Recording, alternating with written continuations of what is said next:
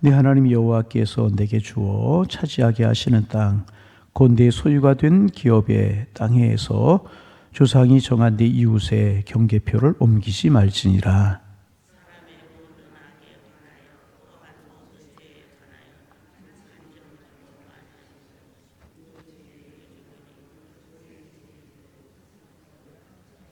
만일 위중하는 자가 있어 어떤 사람이 악을 행하였다고 말하면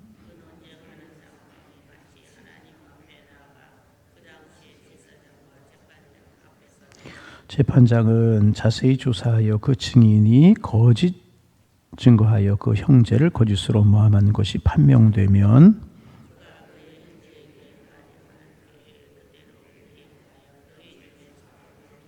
그리하면 그 남은 자들이 듣고 두려워하여 다시는 그런 악을 너희 중에서 행하지 아니하리라.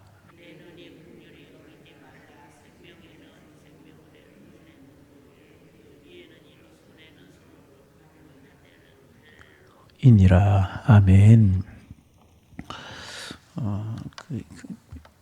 시간마다 좀 반복하는 얘기 같아서 죄송한데 또 이제 이 코로나가 잠잠해지는 것 같더니 또 이태원에서 또 시작이 돼가지고 조금 더 번지는 현상이 있는 것 같아요.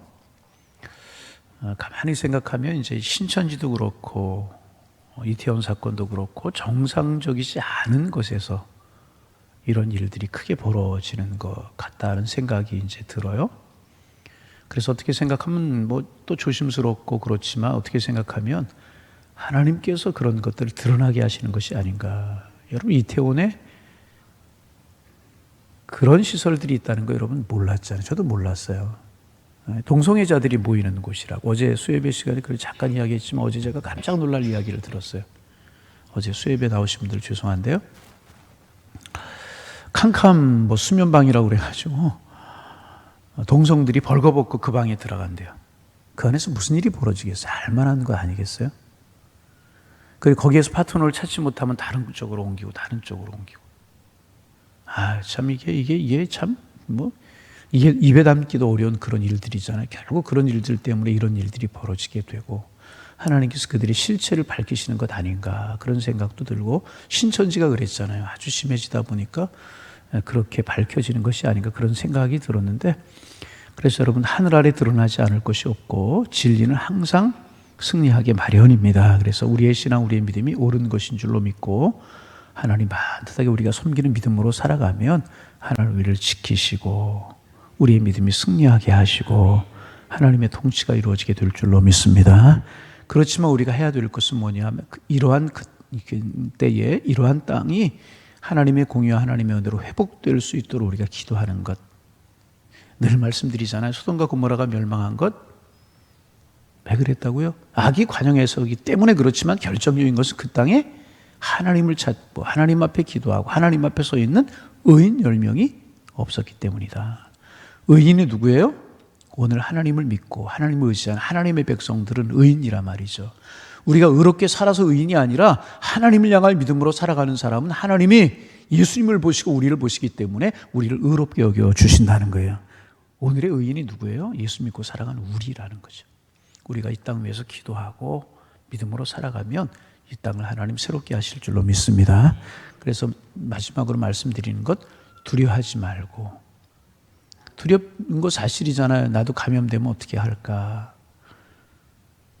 두려워하지 말고 위생은 신경 쓰되 담대한 믿음으로 이럴 때일수록 더 기도하고 더 예배하고 물러서는 게 아니에요. 자꾸 물러서는 거 아니에요. 그럴수록 신앙으로 믿음을 앞으로 전진하는 거예요. 그러면 하나님이 우리 교회를 지켜주시고 우리 가정을 지키실 뿐만 아니라 우리가 깨어 기도하고 우리를 보고 하나님께서 이 땅을 새롭게 하실 것이라는 거예요. 그 사실을 틀림없이 바알 앞에 무릎 꿇지 않은 하나님의 사람들이 있었기에 엘리야 시대 때 하나님이 함께 하셨고 그렇잖아요. 우리 그런 믿음으로 오늘을 살아가는 우리가 되기를 소망합니다. 이제 19장의 도피성에 관해서 나와서 어제 아침에 도피성에 관해서 간단하게 묵상하면서 은혜를 나누었어요. 생명을 소중하게 여기라고 하는 그런 정신이죠. 그래서 이제 실수로 살인을 하거나 고의성이 없이 다른 사람의 생명을 상하게 했을 때 도피성으로 빨리 피하게 해서 그 생명을 보존하게 하는 제도를 두라고 이제 하셨습니다. 그래서 예를 들어서 이제 산에 가서 나무를 하는데 도끼질을 하다가 도끼에서 날이 빠져나가 다른 사람을 쳐서 죽였어요. 고의성이 전혀 없잖아요. 그러면 고대 사회에서는 그런 일이 벌어졌으면 가서 죽이고 이런 일들이 막 벌어졌다는 거죠. 고엘이라고 하는 제도 어제 보수자 이제 그런 이야기 했잖아요. 근데 그렇게 하는 일이 없도록 하시기 위해서 보호하게 하시는 하나의 제도를 두었는데 그 도피성에 피하면 제사장이 살아가는 날 동안에 그 안에서 보호를 받을 수 있게 이제 했던 그러한 제도입니다. 생명을 소중하게 여기라고 하는, 함부로 살인하고 그러지 말라라고만 그 정신이 그 속에 담겨져 있는 것이지만은 우리 영적으로 보면 우리 예수님이 영원한 도피성이 되십니다. 예수님께로 피하기만 하면 살 수 있어요. 예수님께로 피하기만 하면 영생을 얻어요. 예수님께로만 피하기만 하면 어떤 허물과 어떤 잘못이 있을지라도 사함받고 영원한 생명을 얻게 된다는 것입니다. 도피성 제도는 은혜이고 예수님이 은혜라는 것입니다. 도피성을 통해서 이런 거 생각해 볼 수 있는 것이고요. 그러게 여러분, 우리가 얼마나 감사하는 거예요. 우리가 사함받을 수 없는 죄인인데 예수님 때문에 하나님의 은혜로 도피성 되시는 예수님을 우리에게 주셔서 우리의 생명이 보존되고 우리가 영생 얻고 구원 얻을 수 있다니 얼마나 귀한 것입니까? 오늘 있고 없고의 문제가 아니라 은혜로 살아가는 우리들이기에 오늘도 우리가 하나님 앞에 감사하며 살아갈 수 있는 한 날이 되기를 소망합니다. 그저 생각하면 모든 것들이 감사한 거잖아요. 요즘 가만히 생각하면 모든 것이 하나님의 은혜다. 그래서 하나님께서 오늘 우리가 읽은 이제 14절 말씀부터 21절 말씀에 이스라엘 백성들이 가나안 땅에 들어가서 평안히 가나안 땅에 거하게 하시기 위하여서 두 가지 주의사항을 이제 더 말씀에 이제 주셨습니다. 하나는 뭐냐 하면 경계표를 옮기지 말라. 그렇게 말씀을 하셨어요. 무엇을 옮기지 말라고요? 쉽게 말하면 내 땅이 있고 내 땅이 있잖아요.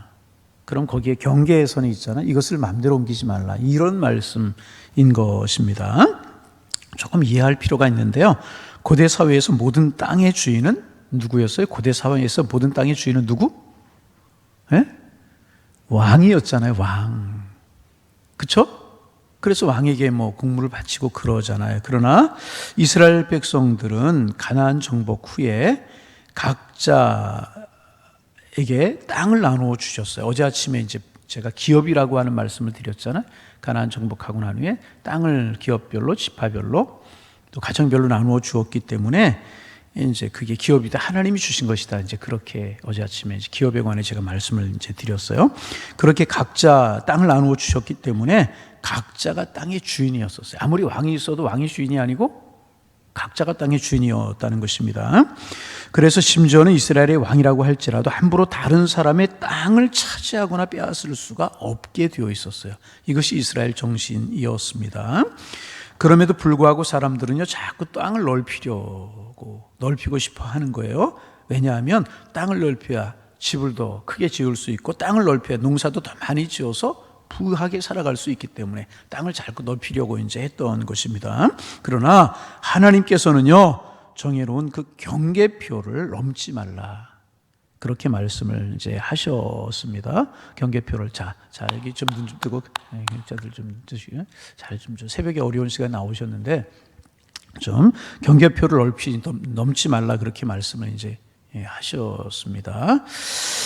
왜냐하면 모든 이스라엘 백성들은요, 하나님 앞에서 행복할 권리가 있기 때문에 그런 거예요. 왜? 행복할 권리가 있기 때문에. 하나님께서는 경계를 넘지 말라고 그렇게 말씀을 하셨습니다.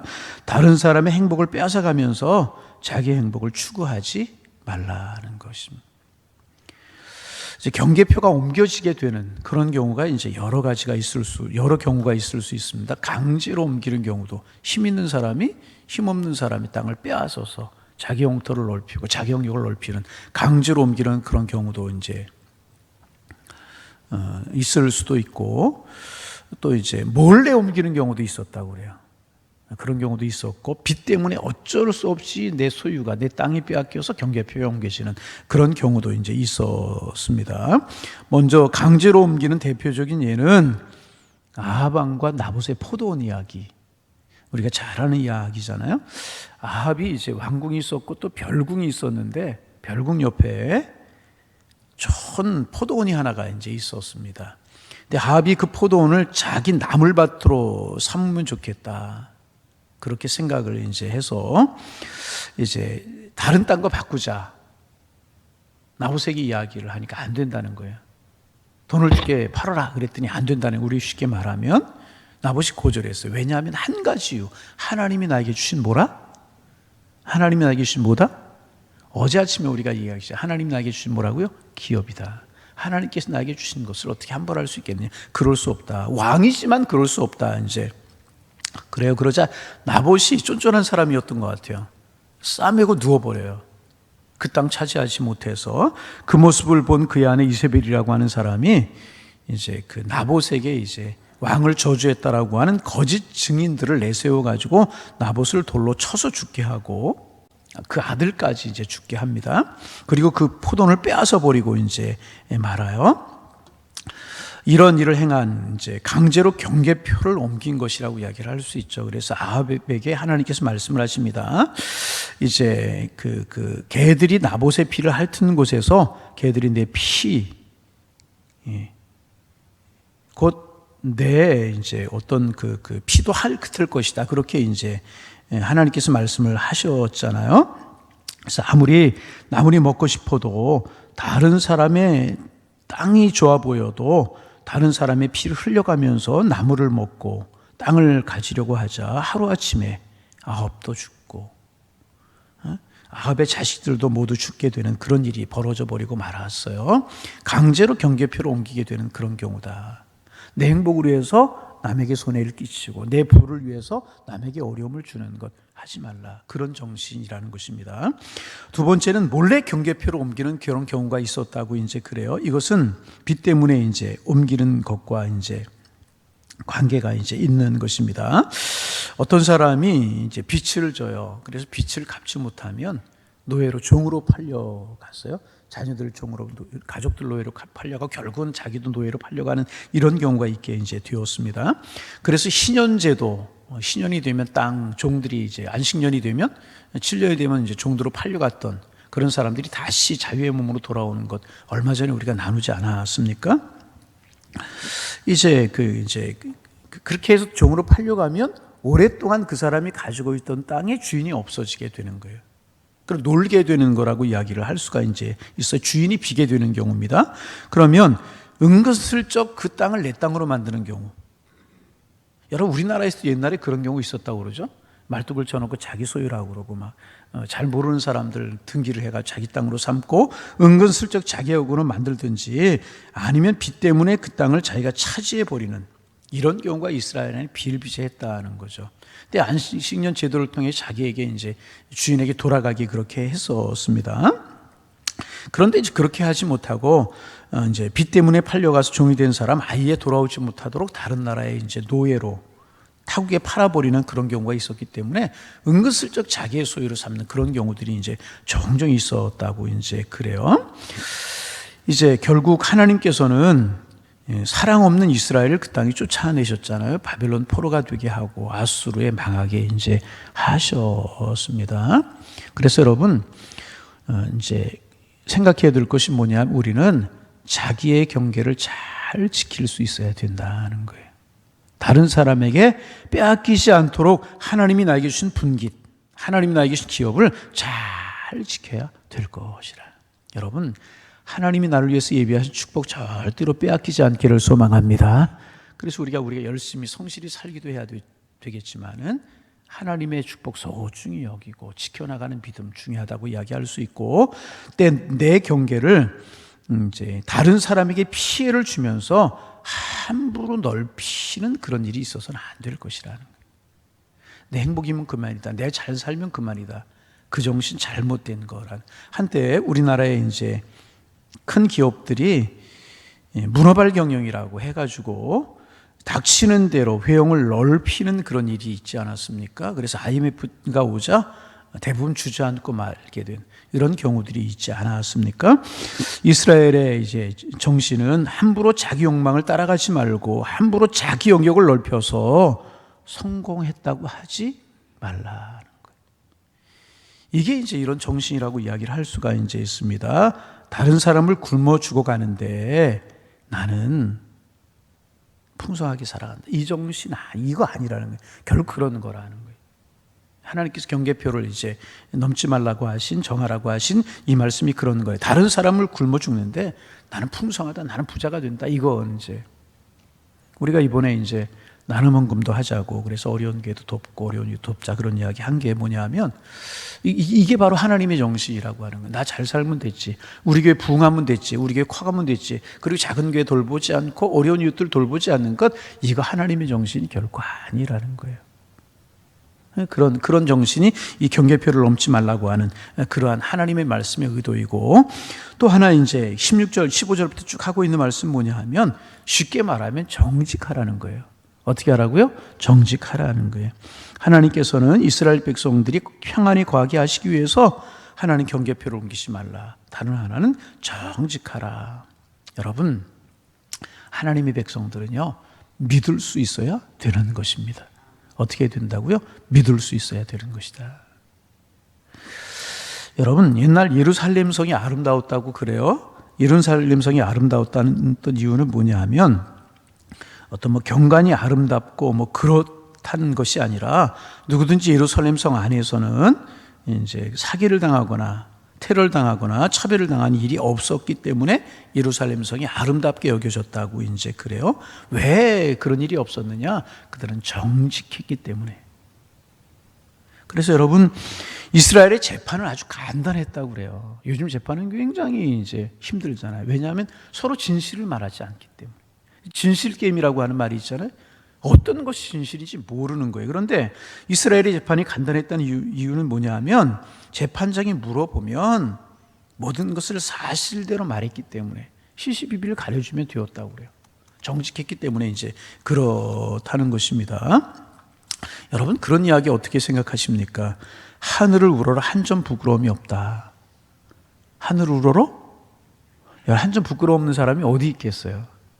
근데 이런 말이 왜 나왔을까? 그만큼 정직하지 못하다. 믿어주지 않는 거예요. 내가 정직하지 못하니까 저 사람도 정직하지 못할 것이라고 생각. 우리가 하나님의 교회 참 조심해야 될 건 뭐냐 하면, 세상의 논리와 세상에 어떤 되어지는 그런 관점으로 하나님의 교회에서 보려고 하는 경우가 참 많이 있어요. 아닙니다. 우리는 믿음의 눈으로 볼 수 있어야 돼요. 그런데 하늘을 우러러 한 점 부끄러움이 없다는 말이 왜 나왔겠어요? 그만큼 믿어주지 않고 그만큼 비정직하고, 그러니까 그런 이야기가 생기지 않았겠습니까? 그러면 하나 더, 왜 정직하지 못하고 거짓말을 하게 되는 것일까?